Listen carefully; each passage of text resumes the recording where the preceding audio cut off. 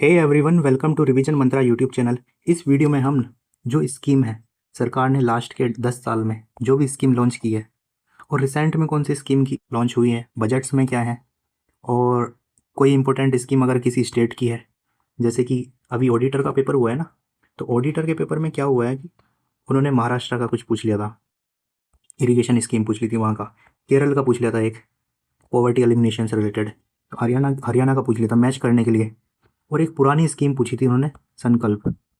संकल्प स्कीम को कौन सा ऑर्गेनाइजेशन है उसको फंड कर रहा है, तो Asian development bank, world bank, इस तरह से IMF, इस तरह से ऑर्गेनाइजेशन नाम दिए हुए थे ना, तो इसको वर्ल्ड बैंक ने फंड किया है। संकल्प स्कीम है स्किल डेवलपमेंट से रिलेटेड।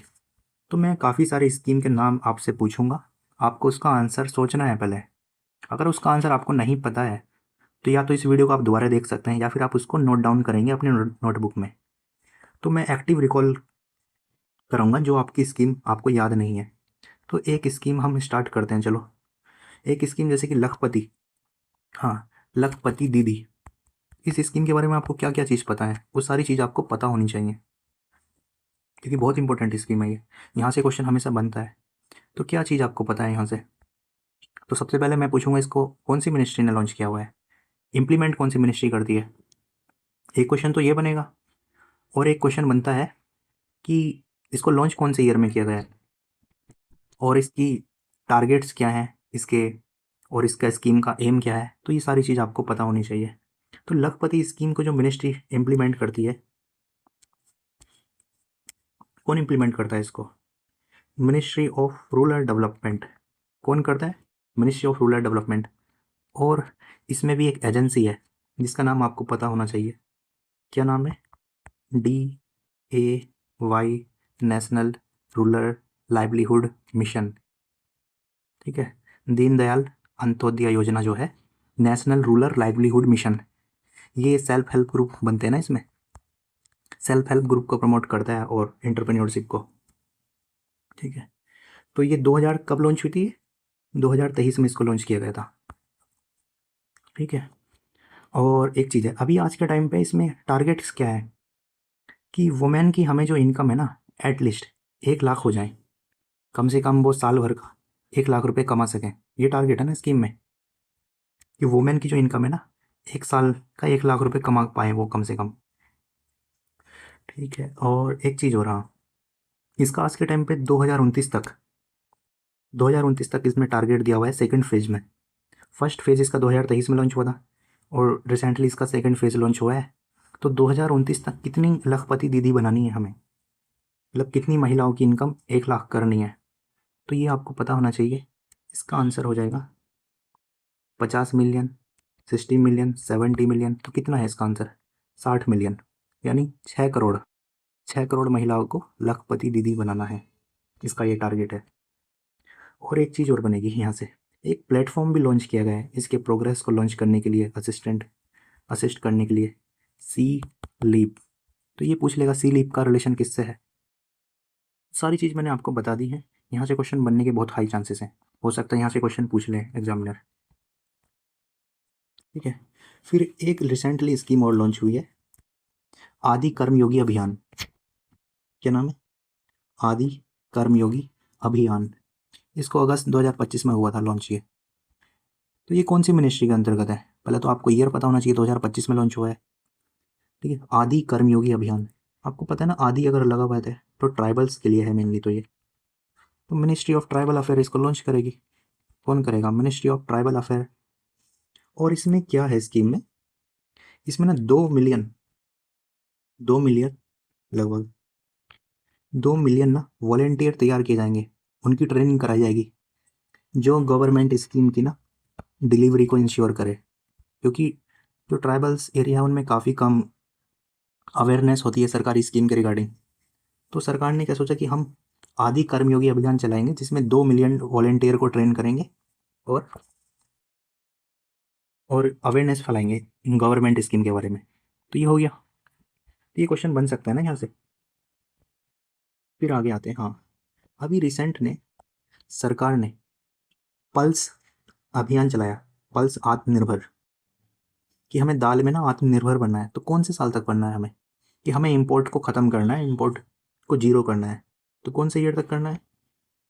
2029, 30, 31। तो कब तक करना है? तो 2030-31 तक हमें जो दाल में आत्मनिर्भर बनना है। हो गया। फिर एक स्कीम और, स्कीम ये या तो आपने मेरे पुराने वीडियोस में पढ़ ही लिया होगा, जो मनरेगा स्कीम है उसका नाम चेंज करके अभी एक नया बिल लाया गया था। तो उस स्कीम में फ़ंड कितना है, मतलब फ़ंड कितना, रेशियो क्या है फ़ंड का, सेंट्रल गवर्नमेंट का कितना है और स्टेट गवर्नमेंट का फ़ंड कितना है। तो इसको सेंटर सेक्टर स्कीम थी पहले ये, अब इसको सेंटर स्पॉन्सर्ड स्कीम बना दिया गया है। 60% और 40%, 60% सेंट्रल गवर्नमेंट करेगी, 40% स्टेट गवर्नमेंट करेंगी। ठीक है।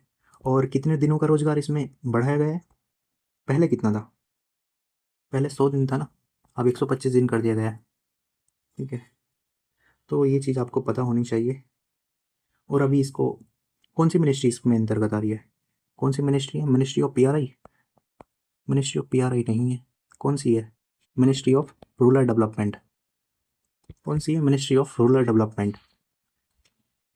फिर एक स्कीम पूछी जा सकती है, उस स्कीम का आपको नाम बताना है, स्टेटमेंट में आपको बताऊंगा। ठीक है। कि इस स्कीम में 36 स्कीम को मर्ज किया गया है, 11 मिनिस्ट्री इसमें इन्वॉल्व होंगी और 100 डिस्ट्रिक्ट में लॉन्च की जाएगी जहां लो प्रोडक्टिविटी है एग्रीकल्चर की। ठीक है। 100 डिस्ट्रिक्ट में इसको लॉन्च किया जाएगा, फोकस किया जाएगा जहां एग्रीकल्चर की लो प्रोडक्टिविटी है। तो स्कीम का नाम आपको याद आ रहा है क्या है? ऐसे भी तो बनता है क्वेश्चन। तो पीएम धन धान्य एग्रीकल्चर स्कीम है ये, पीएम धन धान्य एग्रीकल्चर स्कीम। ठीक है, ये हो गया। फिर एक स्कीम और है इम्पोर्टेंट, पीएम राहत। पीएम राहत किससे रिलेटेड है? पीएम राहत, तो ये आपको पता होना चाहिए।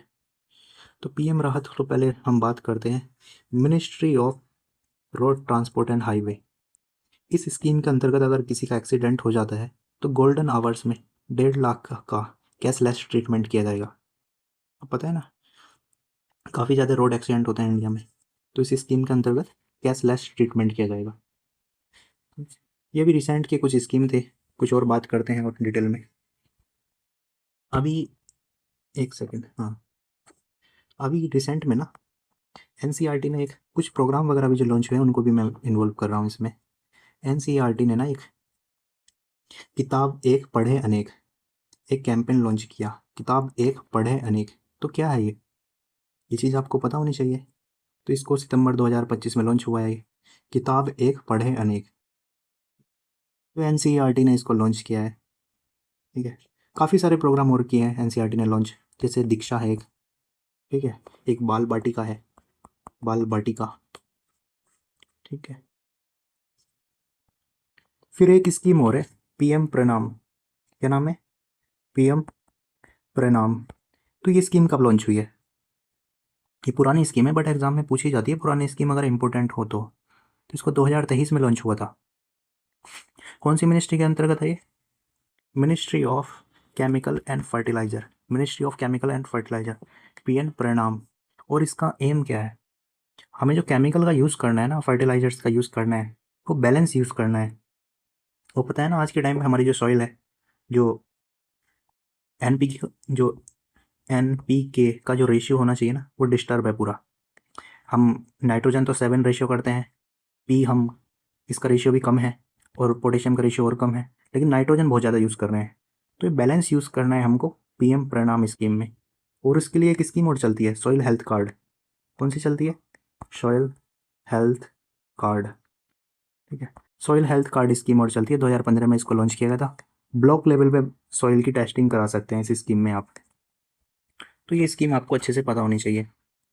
फिर एक रिसेंट में एक स्कीम और लॉन्च हुई है, डिज़ाइन लिंक इंसेंटिव स्कीम। एक second, design link incentive scheme. ठीक है, डिज़ाइन लिंक इंसेंटिव स्कीम, ये किससे रिलेटेड है? ये सेम उस तरह है जैसे कि पीएलआई है ना, प्रोडक्शन लिंक। तो डिज़ाइन लिंक बनाया गया है स्कीम को। ये किससे रिलेटेड है? ये ministry of electronics and information and technology, ये 2021 में हुई थी लॉन्च ये। इसके लिए नोडल एजेंसी कौन सी है? C DAC, C DAC. ठीक है, centre for development for advance computing, ठीक है। ये इलेक्ट्रॉनिक्स से रिलेटेड है और ये सेमीकंडक्टर से रिगार्डिंग डील करती है, सेमीकंडक्टर के डिज़ाइन वगैरह, क्योंकि सेमीकंडक्टर में हमारा एम है हमको सेल्फ रिलायंट, अपने आपको आत्मनिर्भर भारत बनाना है, ठीक है। फिर रिसेंट में ना एडी उसमें ऑडिटर में जो पूछा गया था संकल्प स्कीम, ये किससे रिलेटेड है? संकल्प स्कीम जो है इसका रिलेशन किससे है, ये भी आपको पता होना चाहिए। पहले तो ये पता होना चाहिए स्कीम को लॉन्च कब किया गया है। 2018 में लॉन्च हुई थी संकल्प स्कीम, ठीक है। और ये स्किल डेवलपमेंट से रिलेटेड है, 2018 में इसको लॉन्च किया गया था। और इसको लोन किसने दिया? वर्ल्ड बैंक ने इसको लोन दिया, कि वर्ल्ड बैंक ने इसको लोन दिया। एक स्कीम और पूछी थी लास्ट ईयर, आपको याद है? मिष्टी, मिष्टी, मिष्टी किससे रिलेटेड है? तो मिष्टी किससे था? ये मैनग्रोव से रिलेटेड था, जो कोस्टल रीजन में मैनग्रोव्स वगैरह मिलते हैं 12 स्टेट में हमारे, उसके प्रोटेक्शन से रिलेटेड है मिष्टी स्कीम, ठीक है। फिर अभी रिसेंटली अभी 2025 का स्कीम है एक, डिपार्टमेंट ऑफ टेलीकम्युनिकेशन है ना, एक स्कीम चलाई है 2025 में, ठीक है। संचार मित्र स्कीम, क्या नाम है? संचार मित्र स्कीम, ठीक है। इसका एम क्या है? इसमें ये किया जाएगा स्टूडेंट्स को ना वॉलेंटियर बना के डिजिटल एम्बेसडर बनाया जाएगा, ताकि वो अवेयरनेस प्रमोट कर सकें स्टूडेंट्स को, ठीक है। स्टूडेंट्स को एम्बेसडर बनाया जाएगा और वो अवेयरनेस प्रमोट करेंगे। साइबर फ्रॉड हो रहे हैं ना काफ़ी सारे, तो डिजिटल सेफ्टी कैसे रखनी है, साइबर फ्रॉड से कैसे बचना है, तो एक स्कीम और करते हैं। चलो अभी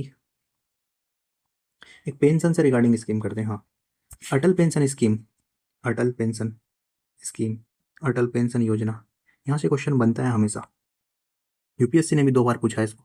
तो कौन सी मिनिस्ट्री के अंतर्गत है ये? Ministry of finance, ministry, finance ministry इसको डील करती है अटल पेंशन योजना को। और कौन सी ईयर में लॉन्च हुआ था इसको? 2015 में लॉन्च हुई थी ये, ठीक है।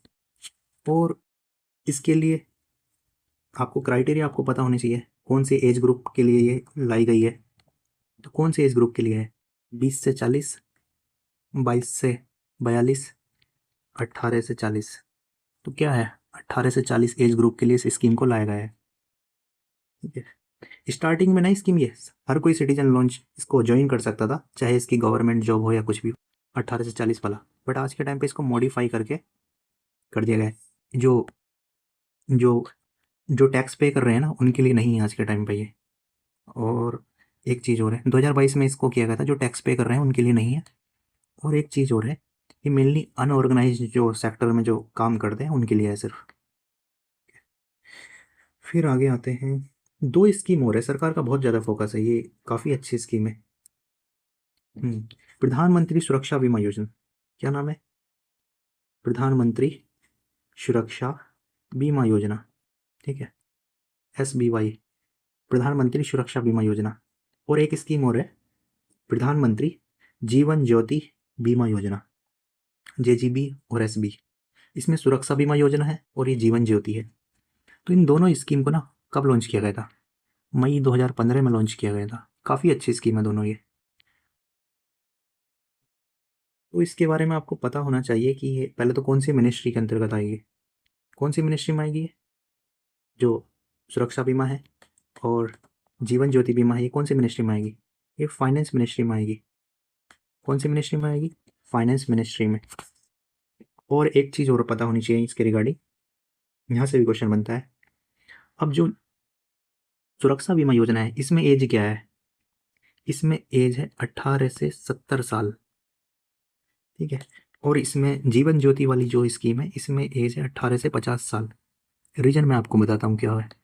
जीवन ज्योति बीमा योजना में अगर हमारी डेथ हो जाती है किसी भी कारण से, कोई भी कॉजेज़ हो, कोई भी रीज़न हो, डेथ हो जाती है, तब मिलेंगे आपको 2 लाख रुपए, अगर आपने जीवन ज्योति बीमा योजना को लिया हुआ है।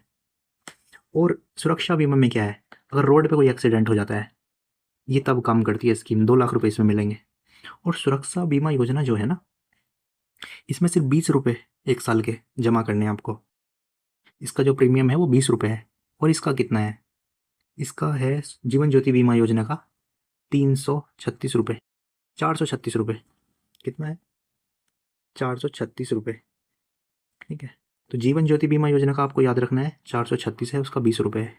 तो सारी चीज़ हमने कवर कर ली है, यहाँ से आपका क्वेश्चन ठीक हो जाएगा बिल्कुल। तो फिर एक स्कीम और आती है आयुष्मान भारत। तो आयुष्मान भारत को हमने कब लॉन्च किया था? आयुष्मान भारत लॉन्च हुई थी 2018 में। कौन सी मिनिस्ट्री के अंतर्गत है? Ministry of health and family welfare. और जीवन ज्योति बीमा योजना और जो थी सुरक्षा बीमा योजना, ठीक है, और एक स्कीम और थी अटल पेंशन योजना। ये सारी जो थी ना, ये फाइनेंस मिनिस्ट्री में थी। ये है Ayushman Bharat family health welfare. तो यहाँ स्कीम में पूछी जाती है, पहले तो लॉन्च कब हुई? 2018 में। और ये सेंटर स्पॉन्सर्ड स्कीम है, ठीक है। इसमें कितने रुपए दिए जाते हैं हर साल? 5 लाख रुपए पर एनम, ठीक है। और आज के टाइम में ना ये 70 से प्लस अगर किसी की एज है ना, उन सारे सिटीजन को शामिल कर लिया गया है इसमें, ठीक है। बाकी इसमें सोशो इकोनॉमिक जो कास्ट सेंसस था उसका डेटा यूज़ किया जाता है, ठीक है। और रिसेंटली एक फाइनेंस मिनिस्ट्री का ना स्टेटमेंट था, हमें हेल्थ इंश्योरेंस प्रोवाइड करना है, हेल्थ सिक्योरिटी आज के टाइम पे 64% लोगों पे है। तो टारगेट सरकार का 100% कब तक करने का है? मैंने करंट अफेयर के वीडियो में बताया था ये। तो कब तक का टारगेट है? 2033 तक। कब तक का टारगेट है? 2033 तक, ठीक है। फिर रिसेंटली एक स्कीम का फेज 2 अभी ऑर्गेनाइज किया गया है, लॉन्च किया गया है। तो वो है वाइब्रेंट विलेज प्रोग्राम फेज 2, ठीक है। 2025 में हुआ है ये वाइब्रेंट विलेज प्रोग्राम। तो ये कौन सी मिनिस्ट्री में आएगा? Ministry of home affair. कौन सी मिनिस्ट्री है? Ministry of home affair. और ये सेंटर सेक्टर स्कीम है, सारा फंड जो है केंद्र सरकार देगी इसमें, सेंटर सेक्टर स्कीम है।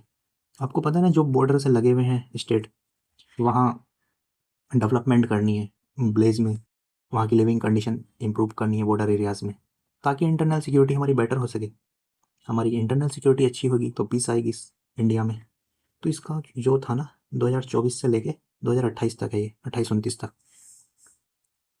ठीक है। और एक चीज़ रहा, इसमें ये भी पूछा जा सकता है फंड कितना एलोकेट हुआ है।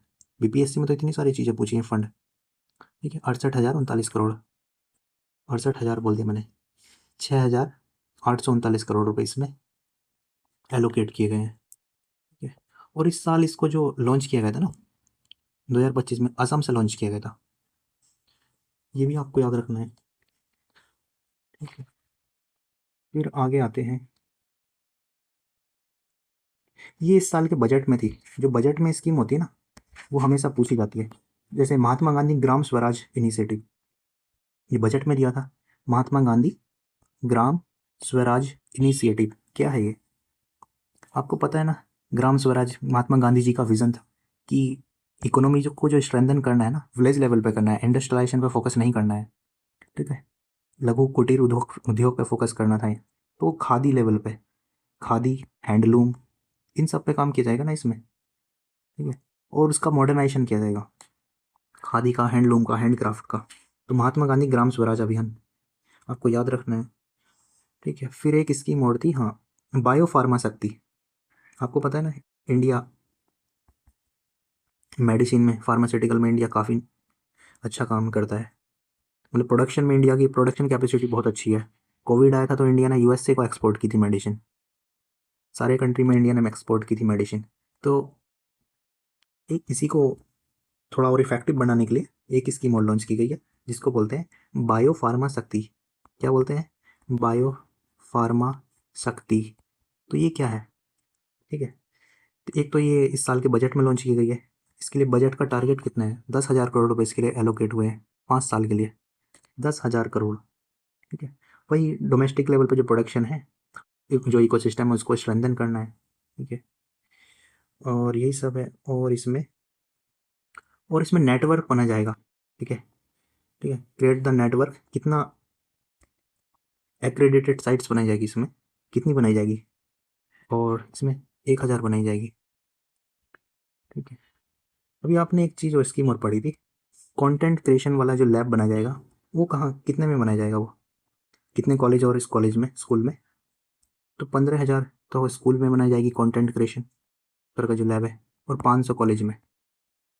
ये भी न्यूज़ में पढ़ा होगा ना आपने कहीं ना कहीं, ठीक है। और एक स्कीम मैंने करंट अफेयर में अपने वीडियोस में डिस्कस और की थी, काफ़ी सारी तो मैंने इसमें स्कीम डिस्कस कर ली है। Small hydro power development scheme, ठीक है, स्मॉल लेवल पे हाइड्रो पावर प्रोजेक्ट बनाने के लिए ये भी 2026 में लॉन्च हुई है स्कीम, ठीक है। तो स्मॉल हाइड्रो पावर से पहले ये पता होना चाहिए कितनी कैपेसिटी होती है इनकी। 1 से 25 मेगावाट, 1 से 25 मेगावाट कैपेसिटी होती है। इसको भी 5 साल के लिए लॉन्च किया गया है, 2030-31 तक, ठीक है। और सरकार ने कितना फंड एलोकेट किया है इसके लिए, स्मॉल हाइड्रो पावर डेवलपमेंट के लिए? 2584 करोड़। कितना क्या है, ठीक है, 2,05,84 करोड़, ये आपको याद रखना है। और एम क्या है, कितने मेगावाट तक हाइड्रो पावर जनरेट करनी है? 1500, कितना करना है, 1500 मेगावाट तक। अभी ना रिसेंटली मैंने आपको बताया ना कि वेब सबमिट हुआ था, कि कंटेंट क्रिएशन वगैरह से, मीडिया से रिलेटेड ऑरेंज इकोनॉमी को प्रमोट करने के लिए तो वेब इनिशिएटिव भी लॉन्च किया गया है। किसने लॉन्च किया है ये? मिनिस्ट्री ऑफ आईटी ने, मिनिस्ट्री ऑफ आईटी ने। तो ये सारी चीज़ भी न्यूज़ में आ सकती है। और अभी सेमीकॉन 2.0 भी लॉन्च हुआ है सेमीकंडक्टर के लिए, यूनियन बजट में इसके लिए रखा गया था। तो कितना फंड एलोकेट हुआ है इसके लिए? तो ये हुआ 1,000 करोड़ रुपये।